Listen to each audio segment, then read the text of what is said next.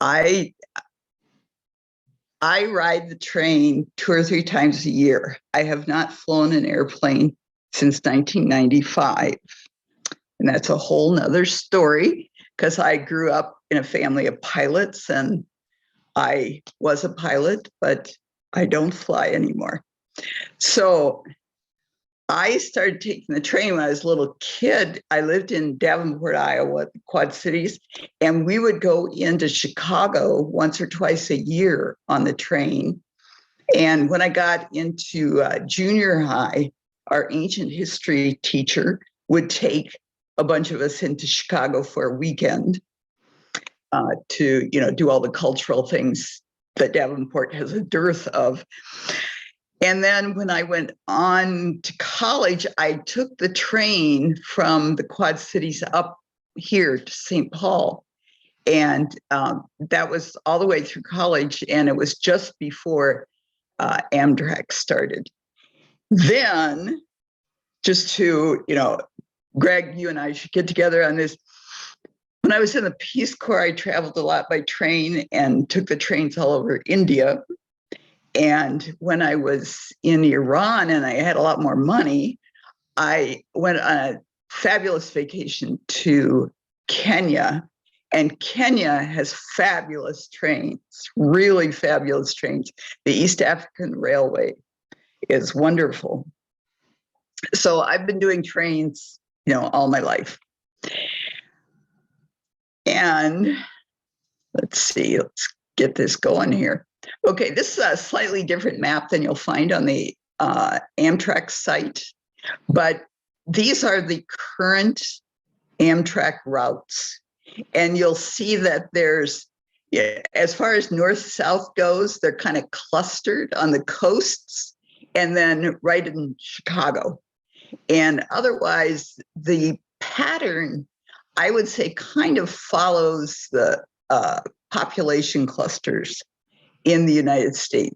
But this is a much reduced train system than what there used to be. I always start my train trips in St. Paul Union Depot. I shouldn't say always, but most of the time I start there. Sometimes, and I don't know if you've done this, Greg, I will drive to like Galesburg, Illinois, and pick up the Southwest Chief, or I'll drive to Osceola, Iowa, and pick up the California Zephyr. But usually I go to Union Depot, downtown St. Paul. There is no Minneapolis station anymore. And for years, the station was in the Midway. I don't know if any of you remember that. It was on Transfer Road. And they only moved back to the Union Depot a few years ago. I'm going to focus on my most recent trip just because it's fresh in my mind. And it also has the distinction of being sort of my anniversary trip.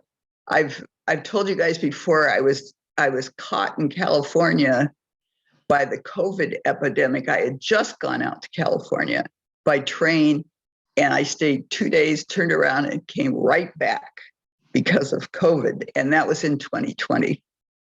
So I recreated the trip a couple of weeks ago and took the Empire Builder first. And if you see me looking down here, it's because I've got notes in front of me.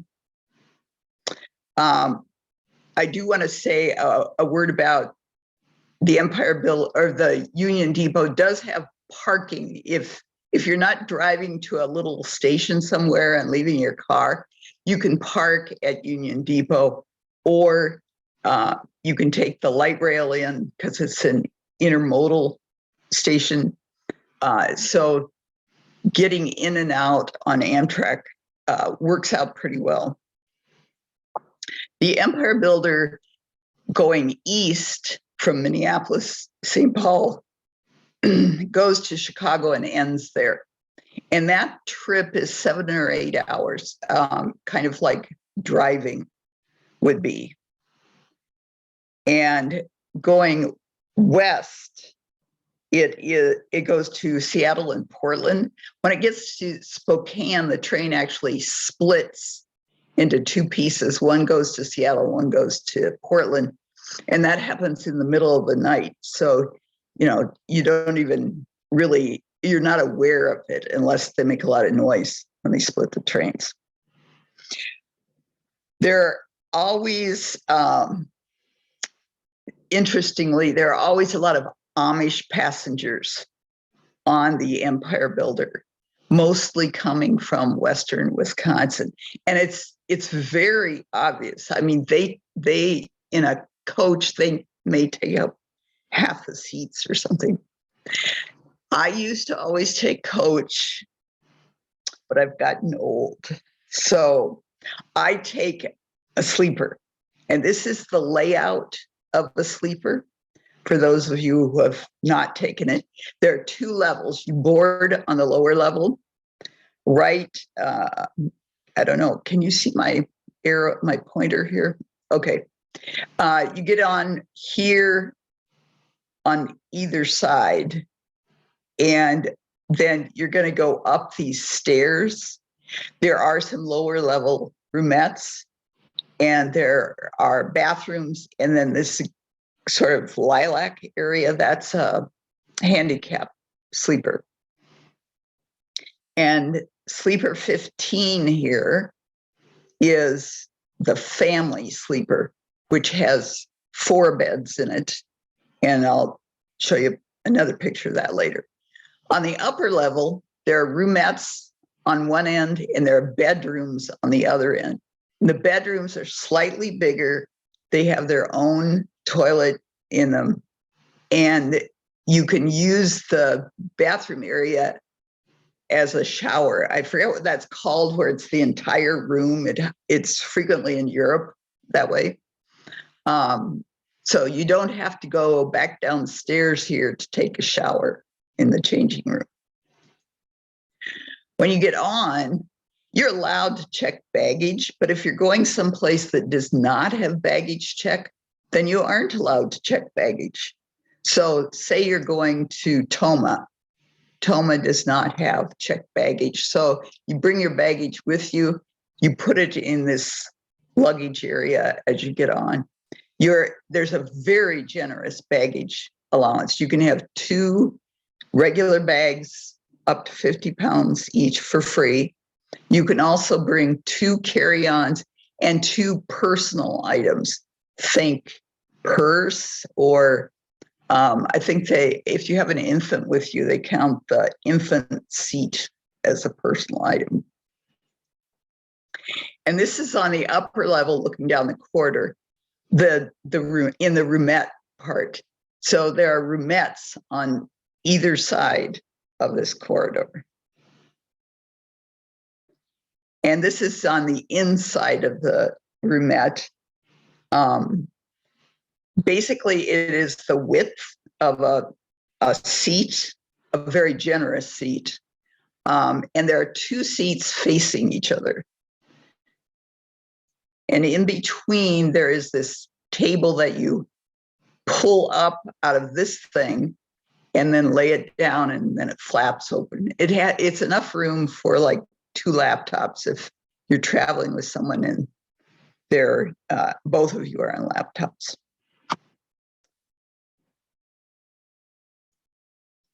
At night, it gets very interesting if there are 2 of you in the roomette. And I don't know about you, Greg, if you've had to sleep on the upper berth. When I travel with my sister, which I did a couple of weeks ago, going out to California, she has a neck fusion, so she cannot ride on the upper berth because the jolting and stuff is a little more and swaying on the upper berth. So the bottom berth is formed by sliding together the 2 seats, and then they put a mattress over that. The upper berth is a fold down bunk. And here's the lower berth made out into a bed. And you see over here what kind of looks like a little table. Those are the steps to get up to the upper berth. Now, this is the family bedroom that I pointed out in that lower level. It has 2 extra bunks in it, but they are only about 4.5 feet long. So this is designed for having children with you. And I did used to take the family roomette when I went out to visit my dad, who lived out in Virginia. And when my kids were little, plus my kids are short even now, they could probably still fit into these bunks. But for most kids after a certain age, they're not going to be able to sleep in here. The advantage of the family bedroom is that you have windows on both sides, so you can see all of the views. And here is the shower. There's 1 shower per car. And what's always interesting to me is hardly anyone uses the shower. And I mean, I take 48-hour trips, and I would just as soon use the shower. A lot of times I'm the only one who uses it in that 48 hours. It's this cubicle to the right here. It's so small, you don't need to worry about falling in the shower because there's nowhere for you to fall. And the only thing I do is that I bring water shoes or flip-flops so that I'm not, standing on the bare floor. I also try and time it so either the start or the finish is at a station stop. So there's not a lot of motion going on in there. Towels and soap are provided, and, you can take all the time you want. They have hot water. It's, works great. Now, for the peasants who are not in a sleeper, the coach seating is actually really comfortable. And for trips from St. Paul to Chicago during the day, I do sometimes take the coach. Under COVID, I've still taken a sleeper just because it seems to be a little safer to have a sleeper. But the coach seats, as you can see, are 2 and 2, and they're big. And the seats recline about 40 degrees. And so you can sleep in these seats. Blankets and pillows are not provided like they are for the sleeper. You can either bring your own or you can buy them from the cafe car. I think I'm on to my next page here. There's also an observation car. And this is, what a lot of people think of as the dome car. A lot of seating at this level in little clusters, and the seats swivel around, and so you can get views in both directions. The cafe car is on the lower level of the observation car. So I will get to that in a second. Here is the dining car. And right now, under COVID restrictions, the dining car is only open to sleeper passengers. Coach passengers cannot come in here. Pre-COVID, the dining car was communal seating. So you might end up with, if you're traveling alone like me, you'd end up with 3 other people that you have no clue who they are. And you get into really interesting conversations. But what they do now is they seat people by whatever group you're with. So when I was with my sister, the 2 of us had a table to ourselves. And here's the menu. On the Western trains, they have what's called traditional dining. I can't verify what the Eastern trains are getting, but I think they have a different menu to them. So I want to point out to Lindy, sorry, wrong. How do I get back here? Oh, There I am. The savory chili is vegan. You have to tell them not to put cheddar cheese, bacon, or sour cream on it, but the scallions are good. So that's the only thing now listed as vegan. It used to be they had vegan listings for breakfast, lunch, and dinner. And of course, for breakfast, you can always get the oatmeal and just tell them to leave the Greek yogurt, and frequently it's a croissant, and you can tell them to leave that off there. But for dinner, you can see there's not much there. So what you have to do now is you pre-order your meals. You call in 72 hours ahead of time and order your meals. So every night I had vegan enchiladas. So I was eating vegan chili for lunch and vegan enchiladas for dinner. And then fortunately, I also get these free drinks. And, oops, sorry. The steward didn't feel like I was getting a good meal here. So he kept plying me with liquor. So I got more than my one free drink. What I was also happy with was it used to be their vineyard they used was Barefoot.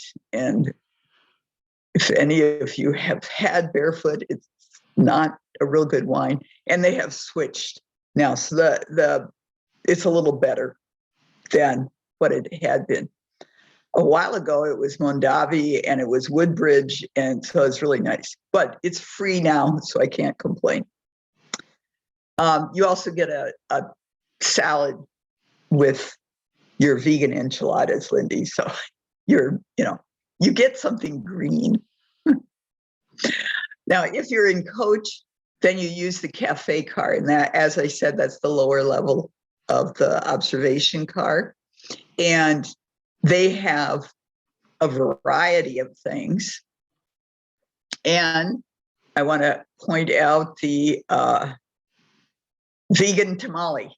So there is a Mexican theme here with their vegan meals.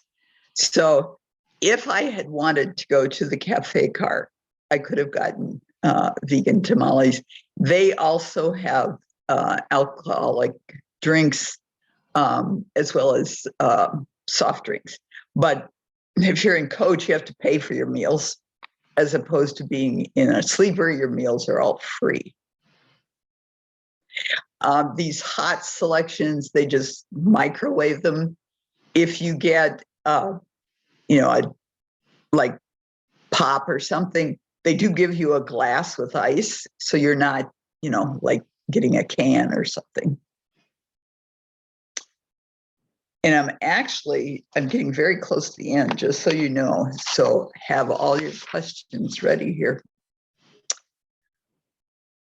Also, if you're in a sleeper, you get to go to what are called the Metropolitan Lounges.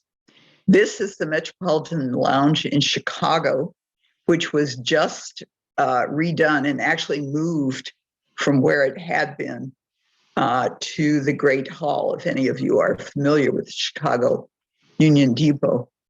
And most of the time, in addition to having drinks along here, they also have an island right here, and they'll have snacks and, like chips and cookies and cupcakes and things like that. They also, over here, they open up a bar at 4:00. And then all of these seats have USB ports and charging ports to them. So you can sit here, charge. There are a lot of people who work in the lounge. Right outside the lounge, there's a place for you to check your bags. And then there are also bathrooms and there are showers. So if you have a layover in Chicago, you could take a shower at the Metropolitan Lounge. The Los Angeles lounge is still the old lounge, and it's very well hidden.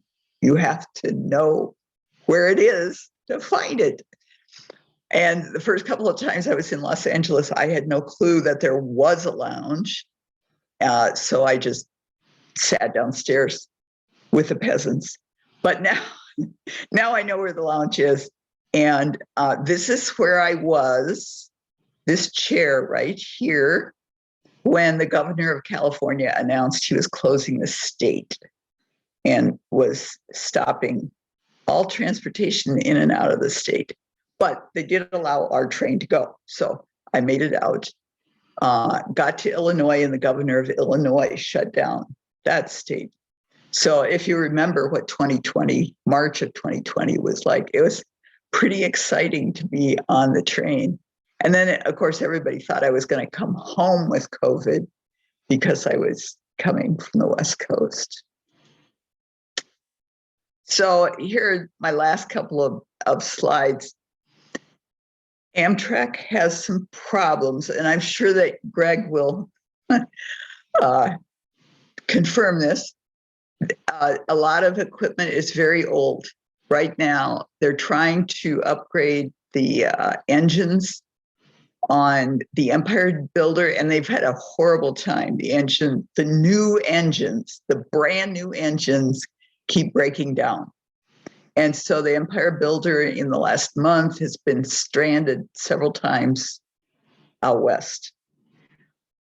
Infrastructure is also pretty old. And so you can hit stretches of track where it'll get very loud and you're really swaying back and forth, and to the point where then they have to slow the train down because the track is just not stable enough.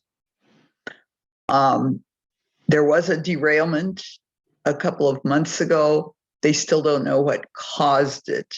So we don't know whether that was the tracks that caused the problem. I try not to think about things like that when I am, about to go to sleep on the train. We just blank that out. There is a lot of money that has been approved for Amtrak. And right now, the biggest hindrance for Amtrak is probably the guy that's still in there as the head of Amtrak.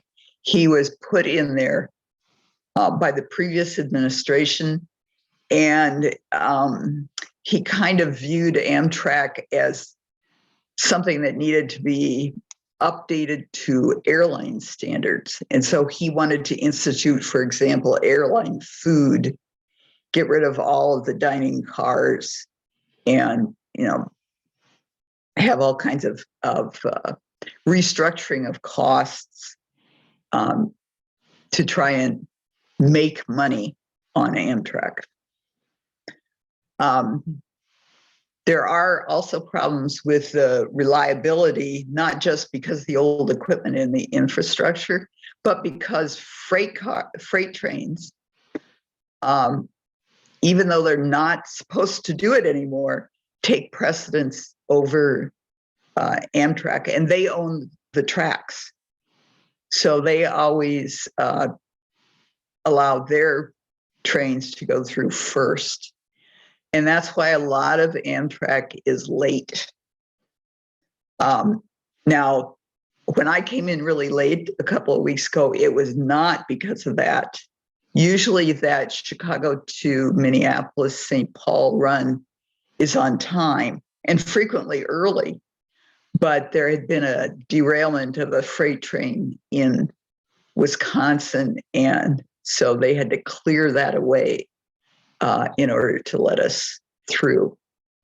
But usually, that's the one time I think I'm going to be on time. All my other trains on this trip were on time. And I took I had taken the Southwest Chief from Chicago out to Los Angeles, and then I took the Pacific Surfliner, which is always on time, from Los Angeles down to San Diego, and then reversed a trip. And and it was great. Schedules have also been a little off because the under COVID, they've not been able to staff all their trains. So at one point, the Empire Builder and most of the other Western trains went from running every day to running only 3 times a week. And right now, the Empire Builder runs 5 days a week. It's not running on, I think, going west. It's not running on Monday and Tuesday. So it can, if you're used to a particular train on a particular day, you're kind of screwed in terms of your schedule, which also then throws you off in terms of making any kind of connections. Now, another problem is cost. I looked at prices today to take the Southwest Chief from Chicago to LA. If I booked it right now, it would be about $1,200, but that's last minute to take the sleeper.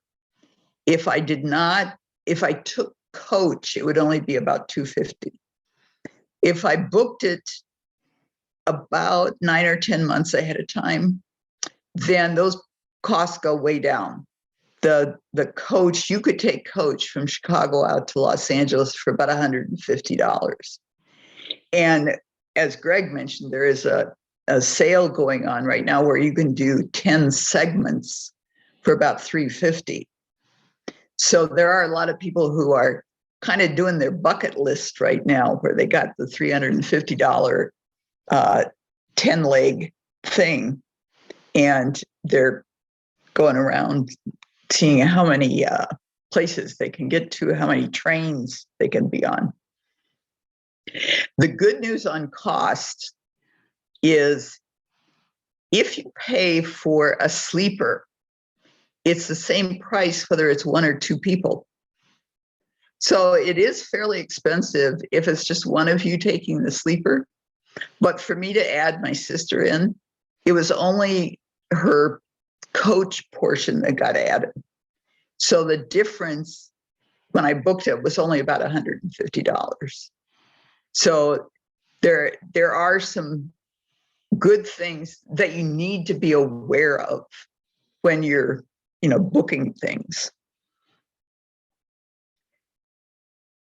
So given these problems, why do I ride the train? It really is not about my airline phobia. I sort of use that as an excuse to say, well, I have to take the train, I'm not going to fly. I really, really, really would rather be on the train. And even when I was working, if I had an out-of-town meeting, I would take the train if at all possible. And that was just part of how I scheduled things. It was great back then. I might have mentioned this before because there were no cell phones. I could get on the train and nobody could get a hold of me. And I would get a lot of work done on the train because I was left alone. Nowadays, most people, of course, have cell phones. But of course, when you get out west, there are a lot of places that do not have cell coverage. So you always have cell coverage in a town. So when they stop at a station, that's when I quick call my husband and say, hi, dear, I'm in such and such, But if I'm in the middle of Nebraska, I can't do that a lot of times. The trains also don't have Wi-Fi, most of them.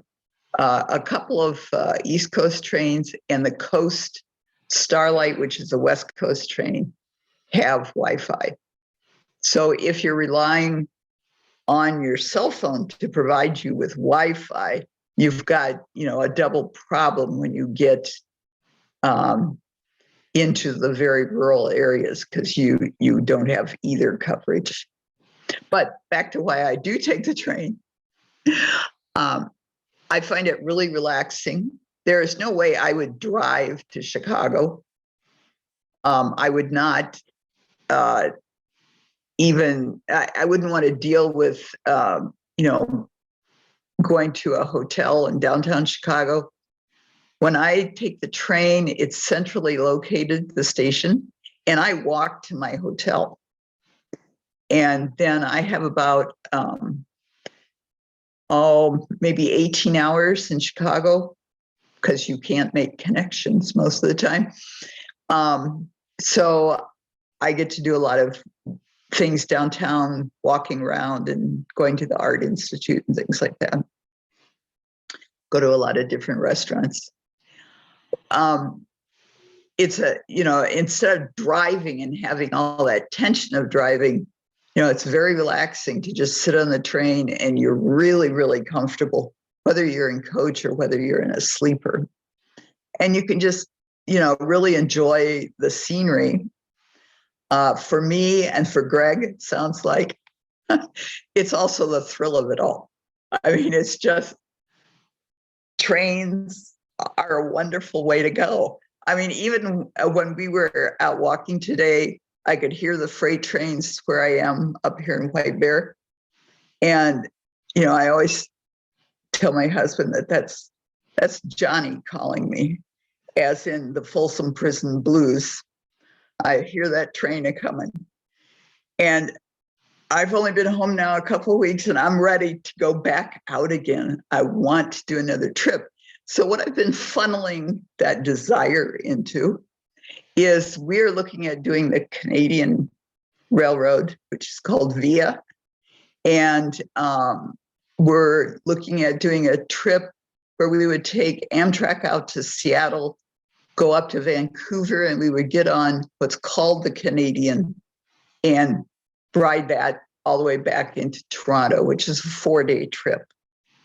There's also a trip that goes from Montreal to the east. It's called the Ocean, and it goes out to Halifax, Nova Scotia. So that's an alternative there.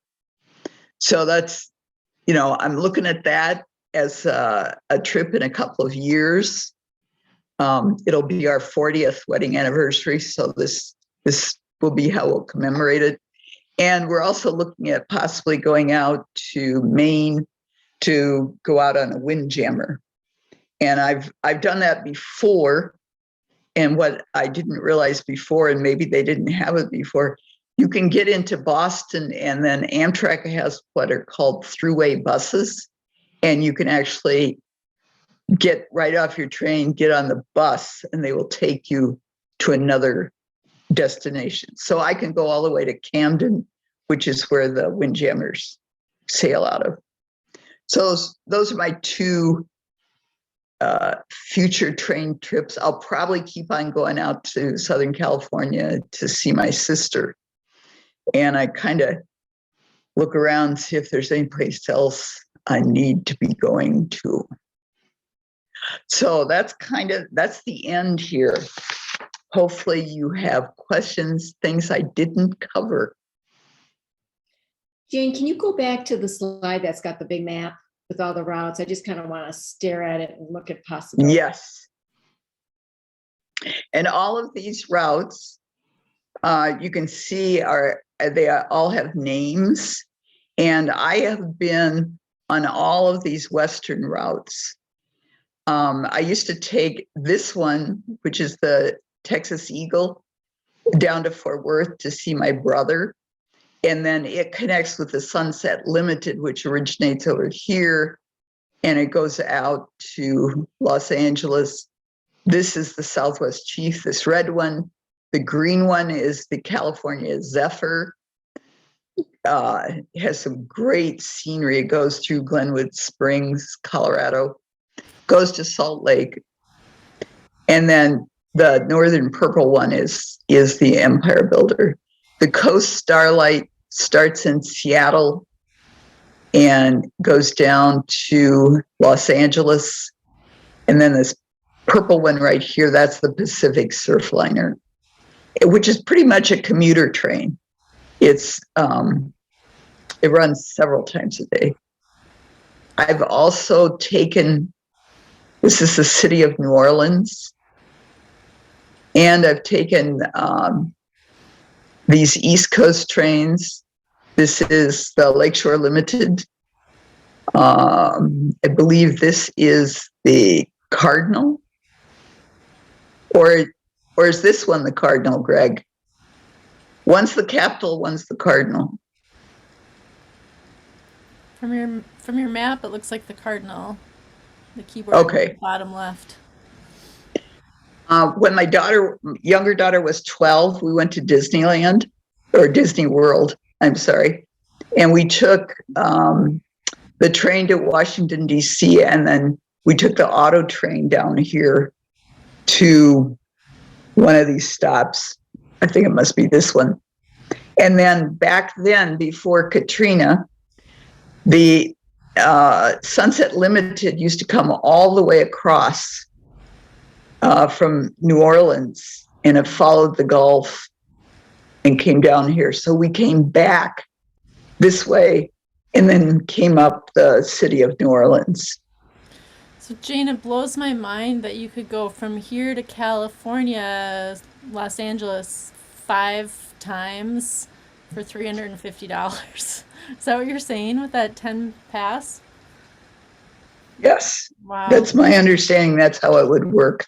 Wow. Amazing. I have been able to take the Empire Builder to Whitefish, Montana when I was 20 or so. And that's my. And it's probably the same equipment that's on the train now. Mm-hmm. This is a cool map. It's inspiring. Makes me want to try it out again. And the website, the Amtrak website, is very informative. You just have to, experiment a little with getting around on the website. But it has one feature up in the corner that says "Ask Julie," and you put in what you're looking for, and Julie will tell you where it is or take you to that page. If you call Amtrak 1-800-USA-RAIL, you will also get Julie, and you actually get a voice, and she is a robot, but you can communicate with her. And, you can eventually get to a real person. They will actually talk to you. And then there's also an app. So when I get on the train, although I carry a paper copy of my ticket as backup, I usually just use my phone. And there's a QR code on my ticket, and that's what the conductor scans, is the QR code on my phone. And you can book things from the app. Also, like when my sister and I went out, we weren't sure which Pacific Surfliner we would be able to catch. So we waited until we got to California to go ahead and book that segment, and just did it on the app. Jane, can you hear me? This is Sandy. Yes. Hi, So- Sandy. I didn't know you were on. Hi, yes. I've taken Amtrak. I jumped on at Hood River in Oregon, and I took it to Walla Walla, Washington. And I think the one word that I had to describe what I needed more than anything was patience, because there wasn't really a station in Hood River. And so my friend brought me and dropped me off, and we found out the train was going to be there in a half hour. So he stayed with me.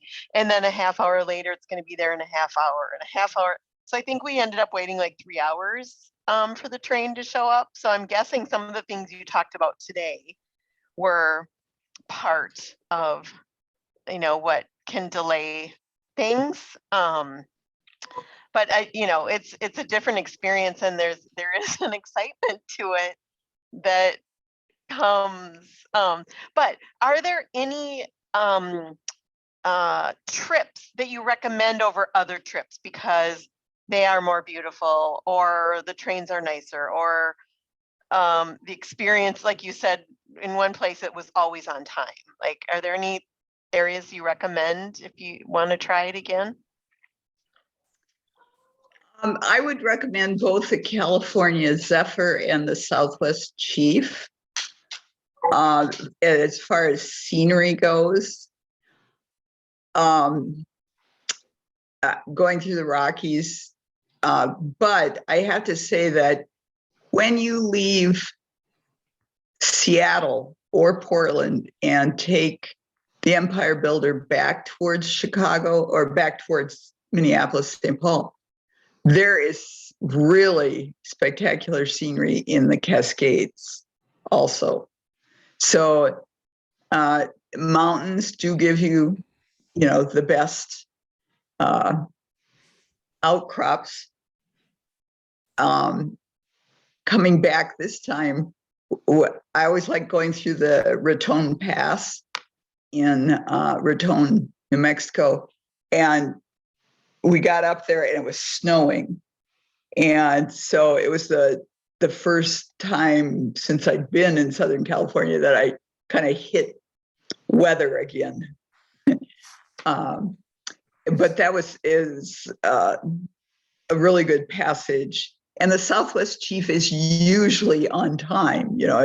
They had 2 delays this past month, but it was not their fault. I do always tell people, though, that it's very similar to third world travel. I compare it to the trains in India, which actually I think run better than Amtrak does. And I'm comparing India like 50 years ago, and nowadays I'm sure it's run really well. And the East African Railroad, as I said, is really spectacular. But you do have to just, have a lot of patience. Yes. Have you heard, my friends are taking, and I don't think it's Amtrak, but it's a Canadian company that bought or brought down equipment to go between Denver and the wine country, and it goes through like New Mexico, because they're coming out for their anniversary, and I'm pretty sure it's a Canadian company. But there are a couple of private railroads, and I think that Greg actually mentioned a couple of those private railroads too. There's also, I know that there's one trying to put in a line in Florida. There are segments that are also owned by state governments that are not Amtrak. So actually, if you think about the North Star in Minnesota, that is not part of Amtrak. That's owned by the state government. So a lot of states do have those segments. In New Mexico, for instance, there is a segment of line that runs between Albuquerque and Santa Fe. Whereas if you take Amtrak, one thing, it only comes through once a day, but the station for Santa Fe is not actually in Santa Fe. It's like 10 or 15 miles out. So then you have to get a car to take you into Santa Fe. But they have what's called the Roadrunner that goes between Albuquerque and Santa Fe. if anyone wants to do a road trip on a train, I'm game. I'm just putting that out there. Because every place I lived, like there's the Eddyville Railroad in Massachusetts. And if you go in the cranberry bog season and it's a steam locomotive, oh my gosh, and then, yeah, I mean, would be so totally game on going with someone and sharing a car anywhere. So this is so wonderful.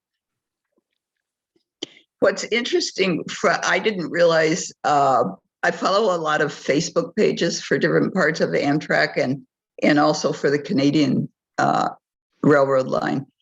And a lot of people look at these trips as one of their bucket list things. they're only going to do it one time, and so for their bucket list, a lot of times they've scheduled this gigantic trip and they're not actually staying anywhere. They spend like 10 days on the train going around the US. Some of them, it's this 10 segment thing, but some of them, they want to ride the train, but they just want to do it once as a bucket list thing. I don't think I'll ever get my kids on the train again, because I used to make them take the train all the time as children. And I really hate to do this to you, everyone. I have to get off the computer at exactly 5:30 because I'm going to the vegan buffet at Indian Masala that opens at 6 o'clock, and I'm meeting my kids there. So, and it's 20, 25 minutes away down in Maplewood, southern end of Maplewood. So any last minute questions? Jane, I'm going to kick in as moderator, if I may. Do you mind ending your sharing for us, please? I will do that, and then you can put up the 4-way test. Yes, thank you. I would also point out, Jane, if you're thinking of going from Montreal to Halifax, VIA offers a step-on-step-off service. And so they will book a B&B for you, and it all starts little towns in the Maritimes. So you get to take the train only about 20 miles, but you have a B&B waiting for you. That's a wonderful thing. Oh, fabulous. I will also say the person who is now running Amtrak, he decided some years ago, 2 to 3 years ago, to end all restaurant wagons east of Chicago. That's a disappointing thing. So for example, if you take the Cardinal from Chicago to DC, there's not a restaurant wagon currently. Mr. Biden has asked for and gotten a whole lot of money for Amtrak, and hopefully the service will improve.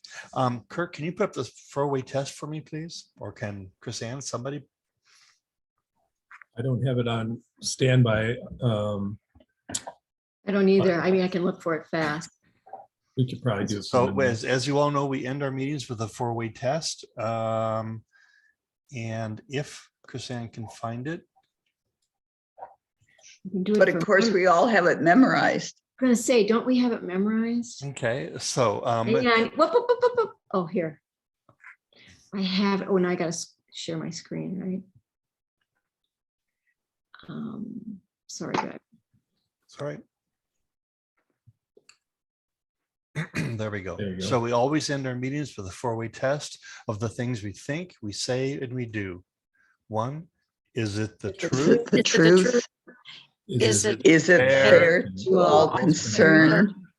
Will it build goodwill, better friendships? Will it be? Will it be beneficial to all concerned? concerned? Thank you, Jane. What a wonderful presentation. You, of course, wet my whistle. One of my favorite places to go to is Mendota in Illinois, believe it or not. And 3 trains from Amtrak trains come through there in a period of about 1 hour and 15 minutes. And I stood on that platform just to watch them go live. So that's very exciting for me. Chris Ann, can you tell us who is speaking next week?